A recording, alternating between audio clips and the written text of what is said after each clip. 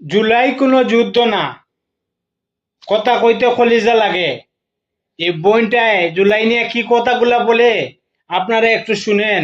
আপনারা শেয়ার করতে বুক কাঁপে, কিন্তু কথা কইতে কলিজা লাগে। বইটায় কি বলে শুনেন।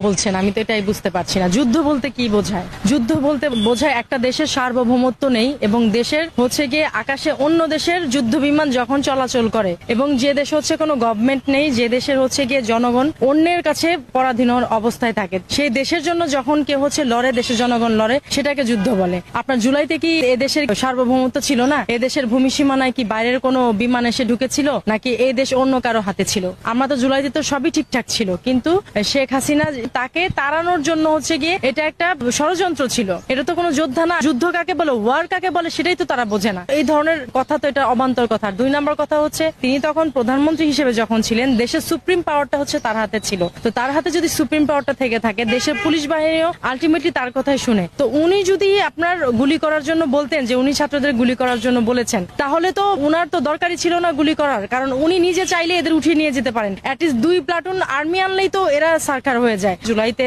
যেসব ছাত্র নিহত হয়েছে বা যারাই হচ্ছে আহত হয়েছে, তারা তো আদৌ ছাত্র ছিল না। যে কয়েকজন ভার্সিটির ছাত্র ছিল, তারা হচ্ছে কি পেইড ছিল। তারা জামাতের কোনোভাবে পাকিস্তানি যারা, তাদের হচ্ছে পেইড ছিল, এবং পেইড হয়ে তারা হচ্ছে ওখানে মিটিং মিছিল করতে এসেছে। তা না হলে আপনি বলেন, আমাদের কি এত সাধারণ জনগণের টাকা পয়সা হয়ে গেছে যে 3 বেলা আমরা ক্রমাগত বিরিয়ানি দিব, 3 বেলা বার্গার দিব, 3 বেলা সফট ড্রিঙ্কস দিব, তারপর হচ্ছে 3 বেলা স্ন্যাক্স দিব? এটা কার টাকা পড়ছে? আপনার আমার সাধারণ জনগণের কি টাকা পড়েছিল যে এই আন্দোলনের জন্য গিয়ে আমরা টাকা পয়সা দিব, এরকম ডোনেটিং করব? 3 বেলা হচ্ছে এই যে এরকম হচ্ছে বিরিয়ানি, বার্গার, তারপর হচ্ছে সফট ড্রিঙ্ক এবং স্ন্যাক্সে কি বোঝা যায়? এর পিছনে বিপুল একটা ডোনেটিং ছিল। এবং যে রাইফেলস এর যে গুলিগুলি হচ্ছে গিয়ে আপনার 0.5 না কত যেন, আমার ভুল হতে পারে, সেটা তো হচ্ছে গিয়ে পুলিশের কাছে থাকে। 7.2 এটা হচ্ছে গিয়ে পুলিশের কাছে থাকে, এবং সেটা হচ্ছে গিয়ে ছাত্রদের হাতে থাকার কথা না, এবং বাইরে কারো কাছে এটা থাকার কথা না। এটা হচ্ছে নীতিগত ভাবে এটা কেউ পায়ও না। তো এখান থেকে তো প্রমাণ হয় যে যারা হচ্ছে গিয়ে এখানে গুলি করেছে, সেই গুলিগুলি হচ্ছে বাইরের মানুষের ছিল। একই সাথে মিছিল করেছে,